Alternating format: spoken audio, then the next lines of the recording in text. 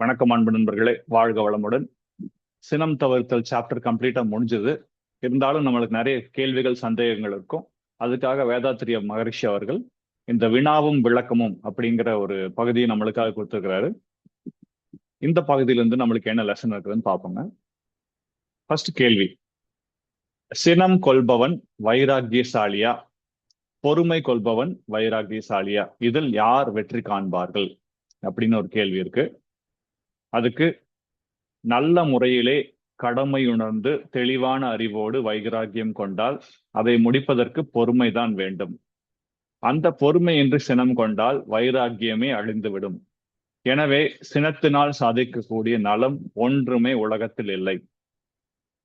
இதுவரை உலகிலே மனித இனத்திலே நடந்த சீரழிவை எண்ணி பாருங்கள். சினத்தினால் ஆகும் நலம் ஒன்றுமில்லை. பொறுமையினால் உங்களுக்கு சிந்திக்கும் ஆற்றல் பெருகுகிறது.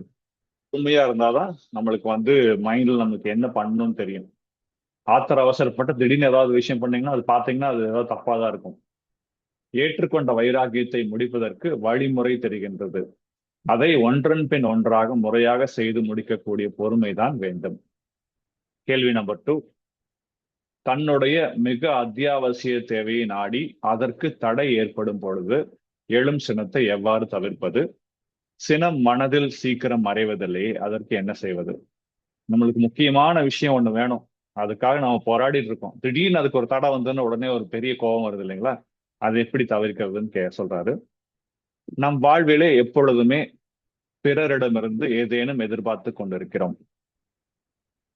அத்தகைய எதிர்பார்ப்பிலே எப்பொழுதும் கணக்கு சரியா என்று பார்த்தால் பெரும்பாலும் அது தவறாகவே இருக்கும். நமது எல்லை கட்டிய உணர்விலே இருந்து நமக்கு இது தேவைப்படும் என்பதை எண்ணிக்கொண்டு அதையே அவர்கள் செய்ய வேண்டும், அவர்கள் எனக்கு இணங்கி நடக்க வேண்டும் என்று நினைக்கிறோம். நம்ம எதிர்பார்ப்புகள்லாம் மற்றவங்க செய்யணும்னு நம்ம எதிர்பார்க்கிறோம். ஆனால் ஒவ்வொருவருக்கும் ஒரு பொறுப்பு உண்டு, அறிவுண்டு, அவர்கள் செயலாற்ற வேண்டிய கடமை உண்டு.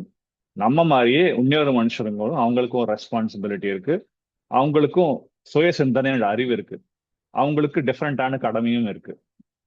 அந்தந்த நிலையில இருந்து கொண்டு அவரவர்கள் பணிபுரியும் போது நீங்கள் எண்ணுமாறு அவர்கள் செய்ய வேண்டும் என்று நினைப்பதிலே தவறு உங்களிடமே தவிர அவரிடம் இல்லை. அவங்க என்ன சிச்சுவேஷன்லாம் இருக்கலாம், அது எப்படி நம்ம நினைக்கிறதா அவங்க செய்யணும்னு நம்ம எதிர்பார்க்க முடியும்? தப்பு இல்லையா? அப்படியே தவறு அவர்களிடம் இருந்தாலும் கூட நீங்கள் என்ன செய்ய முடியும் என்று எண்ணி பாருங்கள். அவரை நினைத்து பல தடவை வாழ்த்துங்கள். அவங்கள ஒரு 2-3 தடவை நம்ம நினைக்கிறது அவங்க செய்யலனாலும் பரவாயில்ல, வாழ்க வளமுடன் வாழ்த்துங்க அப்படின்னு சொல்றாரு. 2-3 நாள் வாழ்த்துங்கள். உண்மையிலே நீங்கள் எதையோ பெறுவதற்கு உரிமை உடையவராக இருந்து அதனை அவர் தவறாக தடுப்பவராக இருந்தால் அவருடைய அந்த எண்ணம் மாறிவிடும். அவர் உங்களுக்கு நலம் செய்வார், நீங்கள் விரும்பியதை தருவார். சினத்தினால் அதை நீங்கள் பெற முடியாது.